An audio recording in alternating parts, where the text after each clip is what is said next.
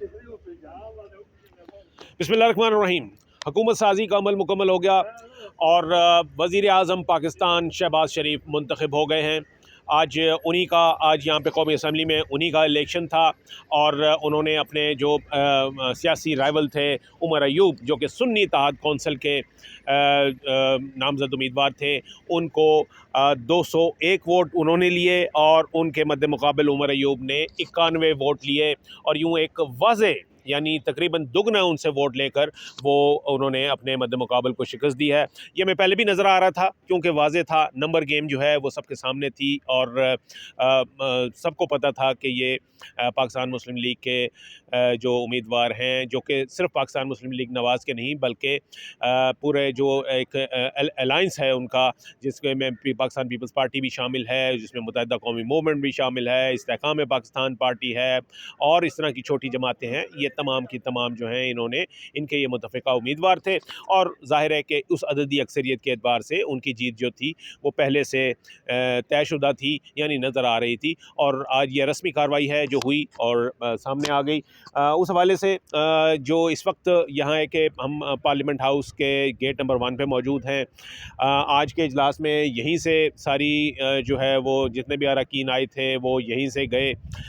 जो ऐवान के अंदर आज कार्रवाई हुई वो उसमें से जो ज़्यादा बात बताने वाली है या जो काबिल ज़िक्र बात है वो ये है कि वो वज़ीर आज़म की तकरीर थी और वज़ीर आज़म की तकरीर के दौरान जो हंगामा आराई की गई उसके ऊपर थी।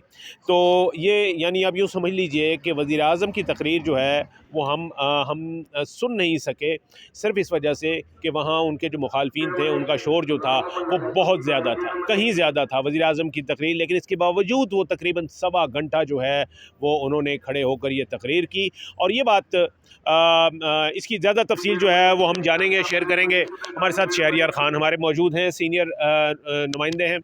शहरियार साहब, क्या ये आईनी रिक्वायरमेंट होती है कि वज़ीर आज़म इतनी लंबी तकरीर करेगा, नौ मुंतखब वज़ीर आज़म, या कोई कानूनी इसमें रिक्वायरमेंट है या कन्वेंशन है, क्या इसकी हैसियत? देखिए, एक रिवायत है कि जब कोई भी कायदे ऐवान मुंतखब होता है तो वो अपना प्लान पेश करता है कि मैंने 5 साल क्या करना है यहाँ पे। तो एक वो प्लान पेश करना था, लेकिन अनफॉर्चुनेटली वो जो एक और रिवायत पड़ गई है कि हमने शोर भी मचाना है, जो भी जो है अपोजिशन में होता है वो शोर मचाता है। और मुझे तो मैं हंसता हूँ कुदरत के इस निज़ाम के ऊपर कि मकाफ़ात अमल कहते हैं इसको, कि कल तक वो कहते थे कि ये मरीम नवाज़ अबू बचाओ मुहिम पे हैं, बिलावल भुट्टो अबू बचाओ मुहिम पे हैं। तो आज जो ये लोग कर रहे थे ये भी अबू बचाओ मुहिम ही है। उनका ये मुतालबा है कि जी इमरान खान को बस आप जेल से बाहर निकाल दें तो हम सारे जो है वो ठीक हो जाएंगे। तो ये फ़र्क क्या है इसमें, और आपके पास क्या चीज़ है जो आप नई लेकर आए हैं? मसला ये है कि 3.5 साल आप वो कहते हैं हमारे पास फॉर्म 47 है, हमारे पास फॉर्म 45 है, फॉर्म 40 जिसके ऊपर ज़्यादा जो है नहीं, फॉर्म 45 आधे से ज़्यादा जाली साबित हुए हैं और वो वजाहत के साथ आया कि ये जाली बीच में इन्होंने लगाए हुए, इनके पास असली फॉर्म 45 नहीं थे।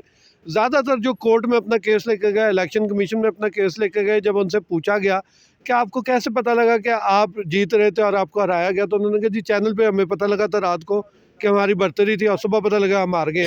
तो शहरियार साहब, इसमें वैसे इसमें एक और भी चीज़ थी, वो ये था कि जो फॉर्म 47 जब मुरतब हो रहे थे तो ये तो सब ने देखा, यानी ये वाला जो इशू है ये तो सब ने इसके ऊपर जो है वो इसको रिपोर्ट किया कि वहाँ तक रसाई जो थी वो नहीं दी गई, ना नेशनल ऑब्जर्वर्स को, ना मीडिया को, ना इंटरनेशनल ऑब्जर्वर्स को और ना ही वो जो उम्मीदवार थे।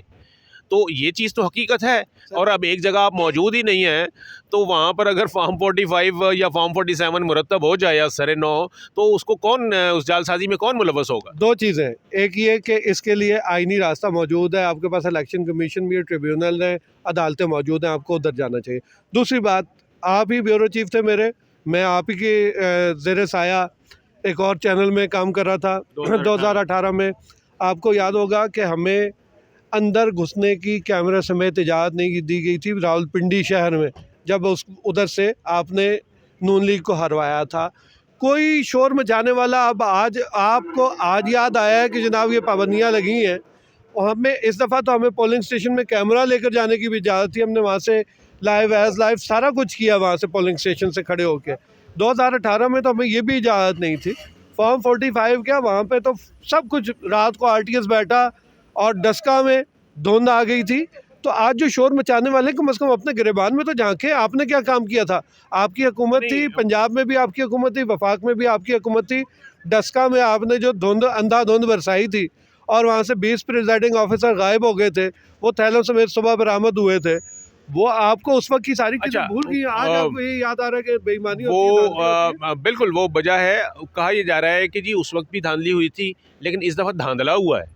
यानी जो स्केल है धांधली का वो बहुत ज़्यादा है, और जो रिपोर्ट किया गया है वो भी ज़्यादा है। इस बात को तो मानेंगे आप? नहीं सर, मैं आपके साथ बिल्कुल इसलिए नहीं एग्री करूँगा कि बात यह है कि जो सीटें इस वक्त हैं इनमें से मेजॉरिटी, इतनी ही तादाद जो थी 2018 में भी इसी तरह थी, इलेक्शन में 2013 में भी नून लीग के पास लगभग यही सीटें थी। कौन से कोई गलत काम हुआ था जो उस वक्त हुआ, अब नहीं हुआ। 2008 के इलेक्शन देख लें, 2013 के इलेक्शन देख लें, 2018 के इलेक्शन देख लें, वोटों का जो तनासब था वो इस तरह का नहीं था। अब आप जो कहें कि अचानक कोई तब्दीली होगी बहुत बड़ी इधर इस मुल्क में। ओके, अच्छा, अगर मैं इसको इस तरीके से रिफ्रेज करूं कि इस दफ़ा 2018 के मुकाबले में अगर उस दफ़ा आरटीएस बैठा था तो इस दफ़ा पूरा इंटरनेट ही बैठ गया। उसमें अगर मैं ये कहूँ कि उस दफ़ा जो पीटीआई थी उनको शायद उस वक्त इतनी हमायत हासिल नहीं थी, आप ये समझते हैं कि इस दफ़ा तो उनका जो है ना वो मैसिव मैंडेट था? नहीं सर, कैसे, मतलब बात ये, मैं इस चीज़ से बिल्कुल वो करता हूँ। देखिए, मैं ये मानता हूँ कि पीपल्स पार्टी और नून लीग जो है वो एक पॉलिटिकल हकीकत है और इसको पीटीआई को भी तस्लीम करना होगा। सिर्फ चोर चोर के नारे से जो है ना काम नहीं चलेगा ना। शायद साहब उसमें देखिए उसमें आप ही मैं के मतलब इसमें आप मिसाल ले लीजिए, शाहिद खाकान अब्बासी हो गए, और इसी तरीके से जो यानी जो जीतने वाली पार्टी हैं जो इस वक्त हुकूमत बना रहे हैं, उनके अपने कुछ रहनुमा जो हैं उन्होंने खुद ये बात की है कि हाँ ये मामला जो है इस तरीके से नहीं था, ये हरवाया गया है और बड़े पैमाने पर धांधली हुई है। तो वो आप मतलब है कि इसको नहीं, मैं इस तरह देख रहा हूँ कि ये वही है, री इमेजिन पाकिस्तान वाले, री इमेजिनिंग पाकिस्तान वाले शाहिद खाकान अब्बासी है, मिफ्ता इस्माइल है। ये इनका एक ग्रुप था और इसके बाद इन्होंने, इनके अख्तलाफात कुछ और हैं अपनी जमात से और वो जमात से बाहर हो चुके हैं। उन्होंने जो है इलेक्शन भी लड़ना पसंद नहीं किया, इस इलेक्शन में वो आए नहीं। ये वही शाहिद खाकान अब्बासी हैं जो 2018 में अपनी सीट हारे थे और इनको लाहौर से जितवाया गया। चलें, ये मान लिया कि जी वो इस वक्त उनकी पोजीशन जो है वो ज़रा कंट्रोवर्शियल है शाहिद खाकान अब्बासी की। वैसे जैसे यहाँ पर कहा गया ना कि यास्मीन राशिद थी, उन्होंने नवाज शरीफ को हराया, लेकिन उनका मामला गया उसमें इलेक्शन ट्रिब्यूनल में और इलेक्शन ट्रिब्यूनल ने उनकी जीत का नोटिफिकेशन जारी कर दिया। मैं ये पूछना चाह रहा हूँ कि एक क्या लेवल प्लेइंग फील्ड को आप मानते हैं कि जी हाँ लेवल प्लेइंग फील्ड उनको नहीं दी गई, जिसका इस वक्त उमर अयूब ने भी अपनी तकरीर में जिक्र किया ऐवान में कि जी हमें तो इलेक्शन कैंपेन नहीं चलाने दी गई। अब यही बात अगर आप करें नून लीग की और पीपल्स पार्टी की और JUI की जानिब से कि उन्हें खैबर पख्तूनख्वा में इलेक्शन कैंपेन की इजाज़त नहीं थी, बलोचिस्तान में जाने की इजाज़त नहीं थी नून लीग को, पीपल्स पार्टी को। देखिए, बहुत सारी मुख्तलिफ़ जगहों पर मुख्तलिफ जो है हालात हैं। आप मतलब कौन सा, मैंने तो कहीं पे रुकावट नहीं देखी कि इनको किसी ने कैंपेन ना करने दियो। ये टीवी पे भी वो गिरफ्तारियां हो रही थी, मुकदमे बन रहे थे, आपके पास पर्चे कट रहे थे, आपसे फॉर्म छीने जा रहे थे, ये चीज़ें तो आपने खुद रिपोर्ट की हैं, हम और आपने नहीं, मैंने नहीं ऐसी रिपोर्ट की। हाँ, ये ज़रूर मैंने देखा कि 2018 में जो कुछ नून लीग के साथ हो रहा था, पीपल्स पार्टी के साथ हो रहा था और उस वक्त ये खुश थे, आज ये रो रहे हैं कि इनके साथ हो रहा है। तो अब अगर आप किसी और के साथ ये अलग सलूक करते ना, बच्चों मुंह पे हाथ फेर के एक मुल्क का वज़ीर आज़म कहता मैं मुल्क को वापस आ रहा हूँ, मैं तेरा आके AC उतरवाता हूँ, ये वो लहजा जो है ना, आज उसको वहाँ पे जेल में तमाम सहूलियात हैं, देसी मुर्ग खा रहा है वो शख्स वहाँ पे बैठ के देसी घी के साथ। क्यों पैगाम रसानी हो रही है? फिर उनको पड़ा रहने दें वहाँ पर, क्यों पैगाम भेजा जा रहा है? मैंने तो कोई पैगाम नहीं भेजा सर। हो रही है, देखें इस बात, ये बात ऑन द रिकॉर्ड है, ऑन द रिकॉर्ड है कि मशवरे दिए जा रहे हैं कि जनाब उनको लाए बगैर, उनको टेबल पे बिठाए बगैर जो है वो मामला सीधे नहीं होंगे। ये असम्बली में इस वक्त जो बोलचाल सा आया हुआ है, आपने देखा आज वज़ीर आज़म, नौ मुंतखब वज़ीर आज़म तकरीर कर रहे हैं और उनकी तकरीर सुनाई नहीं दे रही, और जो मुखालफिन नारेबाजी कर रहे हैं उनकी आवाज़ बहुत ऊंची थी। और वो तो आप मतलब ऐसी सिचुएशन भी तो फिर देखें ना, इसको कैसे इसको अवॉइड करेंगे? 2018 में भी यही पोजीशन थी और यही अपोजिशन का शोर शराबा था। इमरान खान बड़े गुस्से में यहाँ से छोड़ के गए उसमें थे। अपोजिशन इतनी स्ट्रांग नहीं थी। बहुत स्ट्रांग सर, नंबर गिन लें। देखिए आज जो लोग काफ लीग के MQM के इलेक्ट होकर इधर मिल गए, ये 2018 में उधर मिल गए थे तो तादाद बढ़ गई थी उनकी। यहाँ पर उसी तरह 10-15 सीटों का फ़र्क है सर। मसला ये है कि तमाम तर जो उस वक्त नून लीग की क़यादत सारी बंद थी जेलों में, नून लीग ने 1 करोड़ 20 लाख वोट लिए थे और जो PTI थी उसने 1 करोड़ 28 लाख वोट लिए थे। तो यानी 8 लाख पे वोटों का फ़र्क था, लेकिन सीटों का फ़र्क डाल दिया गया था। वोटों का फ़र्क तो देखें बात ये है कि इमरान साहब, ये सिस्टम नया नहीं है, ये तरीक़ा नया नहीं है, ये सारी चीज़ें बहुत साल से चल रही हैं, इसी तरह चली आ रही है। बिल्कुल ठीक। मैं मान रहा हूँ कि पहले RTS बैठा था तो इस दफ़ा EMS बैठ गया। मैं मान रहा हूँ बल्कि EMS क्या बैठ गया, आपने तो पूरा इंटरनेट ही बंद कर दिया ना। आपने कहा कि जी जड़ से ही मुकाओ, फिर आपने फिर ये एक अच्छी चीज़ ये थी कि सारों ने यहाँ पर एहतजाज ज़रूर किया। किसी ने IMF को ख़त नहीं लिखा, किसी ने अमेरिका को ये नहीं कहा कि इनकी इमदाद बंद करें और इनको ये आप ये चाहते हैं कि जी आपके ऊपर आप ये चाहते हैं कि जी हर तरह की गैर कानूनी लाकानूनियत गैर आइनी चीज़ जो है वो हम करते रहेंगे।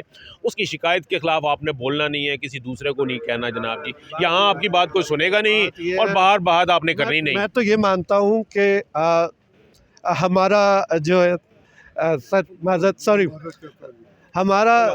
हमारा जो ये सिस्टम है ना, इस सिस्टम के अंदर या तो आप पहली बार जो है आपको ये महसूस हुआ 2018 में आपको इसी तरह मसनूई तरीके से बिठाया गया था, तब तो आपने नहीं किया। 2000 अभी आप शहरियार साहब, मैं अगर मुझे पूरी नहीं आप ही की सुन रहा हूँ, मैं मेरी एक सुन लीजिए। सिर्फ एक जुमला 2022 में आप कह रहे थे कि अमेरिका ने मुझे निकाला, वो कौन होता है? आज आप कह रहे हैं अमेरिका मुझे बचा ले, तो ये बड़ी अफसोसनाक सूरत हाल है सर। ये फिर बात नहीं है। बिल्कुल ठीक है जी। उस वक्त आप भी गुलाम नहीं थे, आज हम गुलाम हो गए। आप भी ये देखिए कि आज भी आप वो बाजवा साहब का नाम तो नहीं ले रहे। आप उस वक्त तो आप कह रहे थे कि जनाब जी यही है। आज वो बाजवा साहब ने चूंकि रिजीम चेंज जो है वो इंश्योर करवाई, आप नाम नहीं ले रहे उनका कि जनाब जी हम उनको वैसे सारी रिजीम चेंज जो है वो बाजवा साहब का सिर्फ ये हुआ कि बाजवा साहब न्यूट्रल हो गए। तकलीफ़ ये है, और वो कह रहे थे कि न्यूट्रल होने वाला जानवर हो गया। वो तो बार बार आखिर तक यही कहते रहे कि खुदा के लिए मुझे मत छोड़ें आप, और ये नहीं होता कि आप एस्टेब्लिशमेंट जो है वो न्यूट्रल हो जाए, आप इनका साथ ना दें। मैं आपको आज भी एक बात कह रहा हूँ, कल अगर इमरान खान साहब ने अपने कंधे ना पेश किए होते तो 5 साल पहले जमहूरियत मुस्तहकम हो गई होती। आज किसके कंधों पर आ रही है? आज जो ये बैठे नहीं, आज किसके कंधों पे आ रही है? आप भी आपको वजह बताता हूँ। वजह ये है कि 5 साल से आप सोबतें बर्दाश्त कर रहे हैं किसी केस के बगैर। जाली केसेस में अंदर करके आपने सज़ाएं दी, लोगों को दिलवाई गई सज़ाएं उस वक्त। आज वो सज़ाएं अगर बड़ी अदालतों में जाकर वापस है, क्या उनका हक़ नहीं है कि वो बाहर आकर सियासत करें? क्या उनका ये कसूर है कि वो सियासत कर रहे हैं, वो ईजी टारगेट है, वो क्यों जेलों में रहे? वो उनका बाहर आने का हक़ है, वो आए, उन्होंने इस्तेमाल किया। और किसी का आज़ाद रहने का हक आप इस वजह से छीन लें कि जी उसने इद्दत के दौरान शादी की थी, और वो केस जिसमें के तोशा खाना की घड़ी मैंने बेची जाके, वो देखिए मेरी बात सुनिए। अच्छा, तोशा खाना केस में उनकी अपील जो है ना वो मंजूर हो चुकी थी, सज़ा मुअत्तल हो चुकी थी, ये बात भी ज़हन में रखिए। मुअत्तल नहीं हुई थी, ऐसे ही था। अभी उनके बाकी केसेस पे बना दिए। देखें, आपको अच्छी तरह पता है शहरियार साहब के इस मुल्क में FIR काटनी हो, आपको अगर उन्होंने किसी ने फंसाना है तो वो बैंक चोरी के मुकदमे में भी जो है ना वो फांसियां हो जाती हैं यहाँ पर। जानता हूँ, और 15 किलो हीरोइन इन्होंने डलवाई। मैं सिर्फ ये कह रहा हूँ, साफ पानी केस में जेल में भिजवाया लोगों को। मैं 400 दिन तक जमानतें नहीं होती थी इनकी। मैं आपकी बात से पूरी तरह मुत्तफिक हूँ कि हर दौर में इसी तरह ही होता रहा है। आज कोई और था, कल कोई और था, आज ये अपोजिशन में है, कल वो हुकूमत में थे। नहीं, मैं ये कह रहा हूँ कि जिस स्केल पे आपने ये किया है ना, आपने पहले हुआ था बिल्कुल अंधेपन में, अब हुआ है अंधाधुंध। पहले हुई थी धांधली, अब हुआ है धांधला। इस स्केल को तो आप मान लेना, ये बात माने कि हाँ जनाब ये हुआ, लेकिन मैं कुछ नहीं मानता। मैं सिर्फ ये मानता हूँ कि सियासी क़यादत जब तक इकट्ठी होकर नहीं बैठेगी, एक दूसरे को चोर डाकू कहकर नहीं पुकारेंगे, तो आपके मामलात हल नहीं होने, फिर यही होता रहेगा। दैट्स कंक्लूजन जी, बिल्कुल बिल्कुल ये कंक्लूजन है, और कोई भी इस बात को नफी नहीं करेगा कि हाँ जब आप तमाम लोग जो हैं वो बैठें, एक ही मेज़ पे बैठें, मुज़ाकरात के दरवाज़े कभी बंद नहीं होते, सियासत में तमाम दरवाज़े जो हैं वो खुले रहते हैं। और इसी तरीके से जो हल यही है, यहाँ पर आप किसी को दीवार से लगा कर जीत नहीं सकते, और अगर जीत जाएँ तो फिर हुकूमत नहीं बना सकते, और अगर हुकूमत बना लें तो ऐसी सूरत में आपको जो है वो परेशानी का सामना होगा और लाक़ानूनियत होगी, और जिसे हम कहते हैं कि जो पॉलिटिकल स्टेबिलिटी यानी सियासी इस्तेहकाम जिसको हम चाहते हैं कि मुल्क में हो, जिसकी वजह से मुल्क की तरक्की जो है वो रुकी हुई होती है, तो वो सियासी इस्तेहकाम नहीं आ सकेगा जब तक आप टेबल टॉक पर नहीं आएंगे। और देखिए कि इस जानिब जो है अगर ये सियासत में इसके दरवाज़े खुले हुए हैं, मुज़ाकरात के दरवाज़े कभी बंद नहीं होते, खुले हुए हैं, तो यकीनन ऐसी सूरत में हम ये कह सकते हैं कि ये आने वाला वक्त हमें बताएगा कि क्या होगा। आज के लिए इतना ही जी। ये असम्बली का सेशन जो है वो ख़त्म हो चुका है। आप देख रहे हैं कि इस वक्त जितने भी अरकान हैं वो वापस जा रहे हैं। ये कौमी असम्बली का गेट नंबर 1 है, जहाँ पर के तमाम अरकान जो हैं वो यहाँ पर अपनी गाड़ियों से उतर के पार्लियामेंट हाउस में दाखिल होते हैं। और इस वक्त ये जो है वो चल रहा है सिलसिला। और ज़रताज गुल वज़ीर हैं इस वक्त, शायद वो आप देख सकते हैं उनको कि वो पार्लियामेंट हाउस से बाहर निकली हैं और वो मीडिया टॉक करने के लिए जा रही हैं। तो ये मनाज़र है नाज़रीन। आइंदा जो वीलॉग होगा और असम्बली की जो भी तमाम तर कार्रवाई होगी वो हम आपको इसी अंदाज़ में रिपोर्ट करते रहेंगे। Thank you.